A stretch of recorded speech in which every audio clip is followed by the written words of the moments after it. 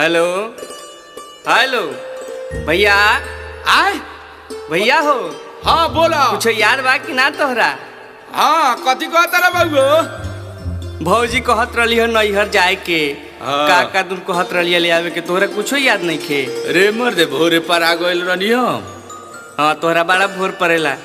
जति जति कहले बड़ी तथी तथी ले ले ये याद पार के। अच्छा ठीक बा। आ चूड़िया ले ले अइह। हाँ हाँ याद पड़ गल ले आए। चल ठीक बा।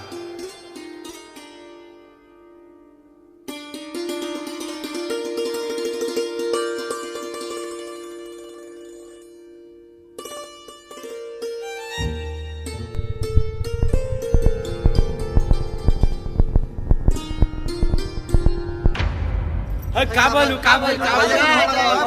भौजी गिर गइल। भैया का फोन लगाओ तो हो। हेलो हेलो हेलो हाँ कहाँ बड़ा भैया? चूड़ी लेता नी का भय? तू जल्दी से घरे आवो तो। काहे तर बोले तारे बउगो?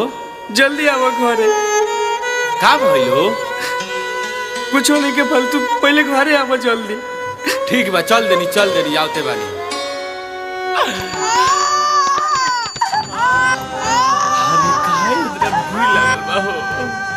का भइल बउगो?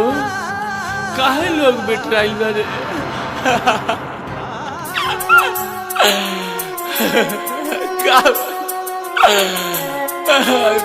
का भइल हो?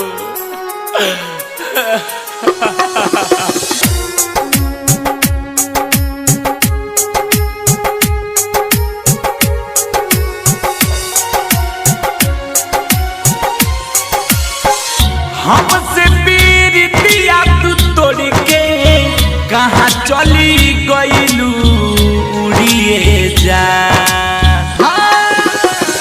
हमसे पीरितिया तू तोड़ के कहाँ चली गइलू उड़िए जा। आँखी खोली देखे सजनिया, आँखी खोली देखे सजनिया, तुहरा ललैनी चूड़ी जान।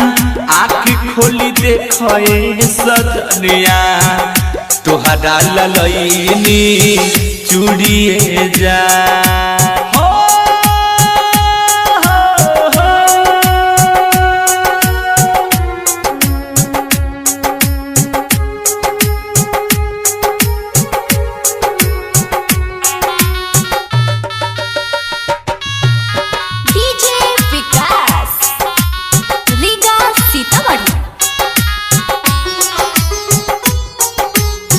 सब केहू कहताटी दुनिया में नहीं को झूठ बात बाटे तानी उठ के बताई तू।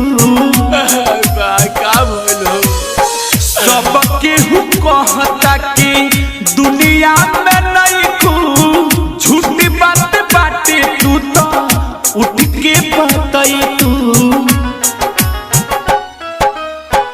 मुँह काहे फेर लेलू हमसे सजनिया, मुँह काहे फेर लेलू हमसे सजनिया। सुतल बाडू आसारा तोड़िए जान हो। आँखी खोली देखे सजनिया, आँखी खोली देखे सजनिया, तुहरा ललैनी चूड़िए जान। आँख खोली देखे सजनिया, तुहरा ललैनी चूड़िए जान।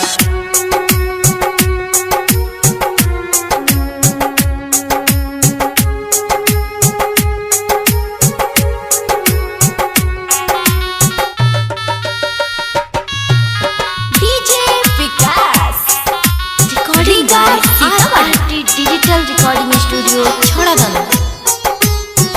अजय चंदी सबर के देख के गइलू कहो कैसे सही सुख बोलो जाने इतना दुख हो। अजय चंदी सबर के देख के गइलू जाने इतना दुख हो का भइलो जिंदगी में हमारा कोई के अनहरिया जिंदगी में हमारा हो कोई के अनहरिया कहाँ गइलू ये तना दूरी ये जान आँखी खोली देखे सजनिया आँखी खोली देखे सजनिया तोहरा ललैनी चूड़िए जान आँखी खोली देखे सजनिया तोहरा ललैनी चूड़िए जान RRT डिजिटल रिकॉर्डिंग